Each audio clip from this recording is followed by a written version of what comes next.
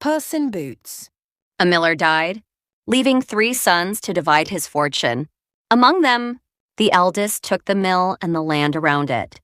The second took the flocks and herds, and then there was nothing left for the third son, Jack, but 3 bits of silver money and a little cat that lived in the mill.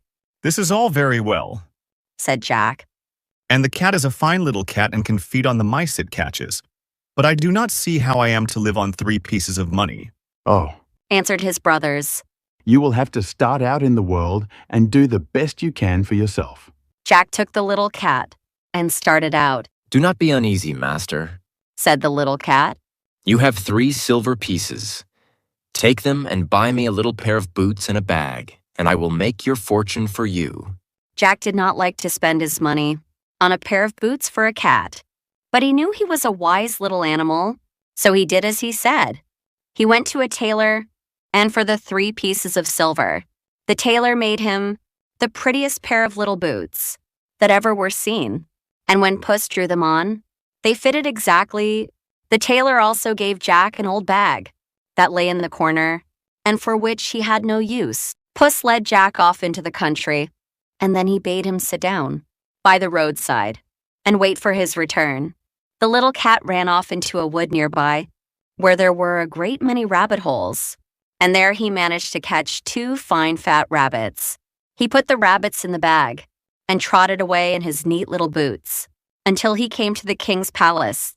There he asked to see the king, and a cat in boots was such a strange sight that he was at once brought before his majesty. The courtiers nudged each other and laughed when the cat came into court, but Puss marched up to the king and bowed low before him.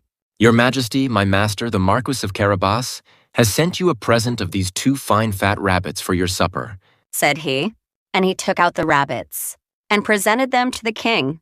The king was very much pleased. He ordered a piece of money to be given to Puss and bade the little animal thank his master for the fine present he had sent. Puss ran back to where Jack was waiting and gave him the piece of money. "There," he said. "that is enough to pay for a bed and a supper at the inn." The next day, Puss set off for the forest again, and this time, it was a pair of fine fat partridges that he caught and carried to the king. "They are sent by my master, the Marquis of Carabas," said Puss.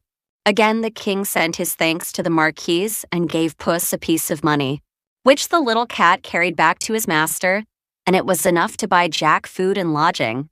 So it went on day after day.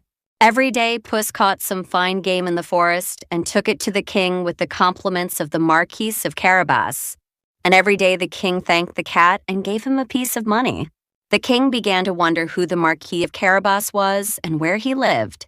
He began to think the Marquis was a very generous fellow. One day the king went out for a pleasure ride with his daughter, and many of his court rode with him. Puss came in haste to his master. "Come quick," he cried. "We have done well enough so far, but the time has now come when I will make your fortune." The cat then led Jack to a river where he knew the king would pass before long. He then bade Jack take off his clothes and hide them under a rock and then stand in the river up to his neck. Jack did this, though the water was so cold it made him shudder, and he did not know how Puss was to make his fortune in this way. Puss waited until he saw his master well in the river, and then he ran to the road along which the king was coming. "Help! Help!" he cried. "Oh, help! My master, the noble Marquis of Carabas. He will surely drown." "What is the matter?" asked the king, stopping his coach, and the princess and all the courtiers listened. "Oh, your Majesty," cried the cat. "my noble master. He was attacked by robbers, and they robbed him of everything and threw him in the river. And unless he receives help, he will surely drown." The king was very much concerned. He at once sent courtiers to draw Jack out from the river and dress him in robes of velvet and satin and gold lace. Jack had never been so magnificently dressed before, and he looked a fine fellow indeed when he was brought to the king. His Majesty was so pleased with Jack's looks that he made him get into the coach and sit beside him. And the princess was even better pleased with him than her father. Meanwhile, the little cat had hurried on far ahead of the coaches. Presently, Puss came to a field where the harvesters were harvesting the grain. Puss marched up to them, scowling fiercely and bristling out his whiskers until he looked twice as big again. The harvesters were frightened.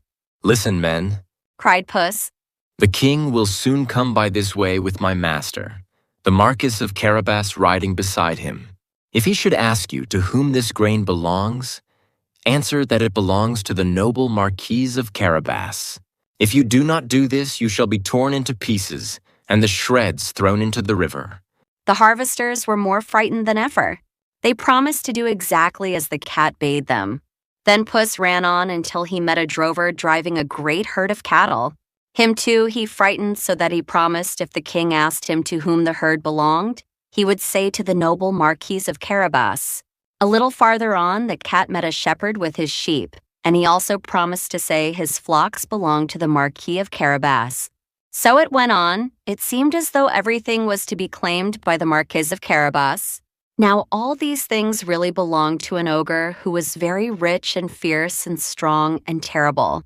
And after a while, Puss came to the castle where the ogre lived. The little cat was not afraid of ogres, however.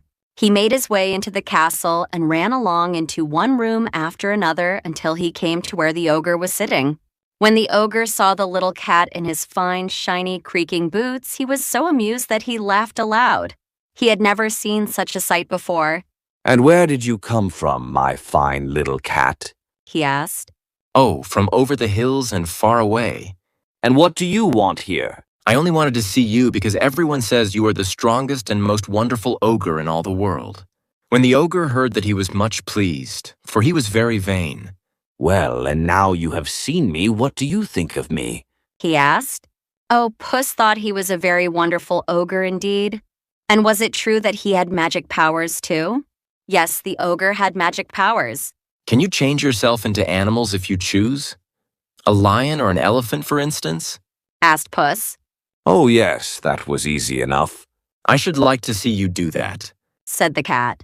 Well, the ogre was willing to oblige him. At once he turned himself into a lion, for he really had that power, and he was a very terrible-looking lion indeed. He roared and lashed his tail, and his mane bristled. Puss was so terrified that he sprang through the window and scrambled up the roof, though he almost slipped and fell on account of the boots. There he sat spitting and trembling. Then the ogre turned himself back into his own shape, and he laughed and laughed. "Come back, Puss," he called. "I will not hurt you, but now you see that everything they told you was true." Puss came scrambling back into the room, and he looked very meek and timid. "Yes, I see it was all true," he said. "But Mr. Ogre, could you turn yourself into a small animal as well? That must be a great deal harder. Could you turn yourself into a mouse?" Yes, the ogre could do that too, and at once he turned himself into a mouse and ran, scampering gaily about the room. But he did not scamper long. Psst. With a bound, Puss caught him and swallowed him down in a moment before he could even squeak, and that was the end of the ogre. Meanwhile, the king and the princess and Jack were rolling along together in the fine coach and talking pleasantly together. The king was so pleased with Jack's talk that he told the coachman to drive slowly so they could have the more time together. Presently, they came to the field of grain where the harvesters were at work. "That is a fine field of grain," said the king, and he leaned from the coach and called to the harvesters to know to whom the grain belonged. "To the noble Marquis of Carabas," answered the harvesters. The king turned to Jack. "My dear Marquis, why did you not tell me it belonged to you?" I had forgotten, answered Jack. Soon after they came to the drover. The king admired the herd of cattle and asked the drover to whom they belonged. "To the noble Marquis of Carabas," answered the drover. The king turned to Jack and complimented him upon his herds. He began to think the Marquis must be very rich. Then they came to the shepherd, and it was the same thing. His flocks belonged to the Marquis of Carabas. In the forest, the woodsman said the wood belonged to the Marquis. It seemed as though the Marquis were richer than the king himself. At last they came to the ogre's grand castle, and the king asked Jack to whom it belonged. Before Jack could answer, the doors were thrown open, and the little cat ran out into the road. "Welcome, welcome, your majesty," he cried. "Welcome to the castle of the Marquis of Carabas." "So this is where you live?" said the king. yes, this is where I live. answered Jack. The cat invited them to alight and led the way into a long dining hall. There the servants had prepared a magnificent feast. For now they, as well as the castle and everything in it, belonged to Jack. The king and the princess took their places at the table, and Jack sat between them. They ate and drank and feasted to their heart's content, and the king had never tasted more delicious food. And it was all served on golden plates, far finer than those he ate from in his own castle.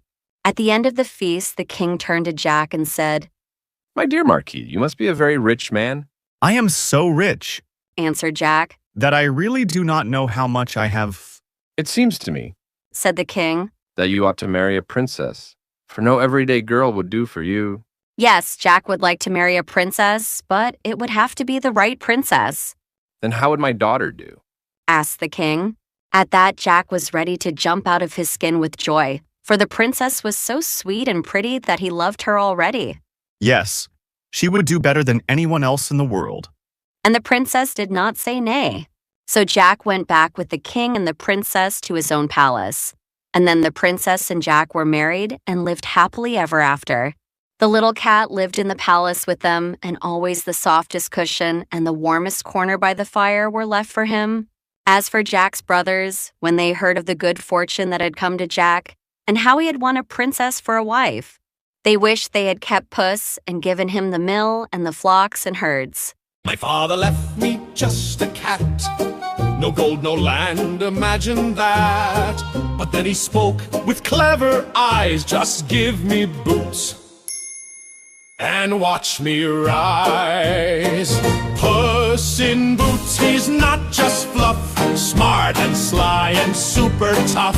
With every step he spins the truth. All hail the cat in magic boots.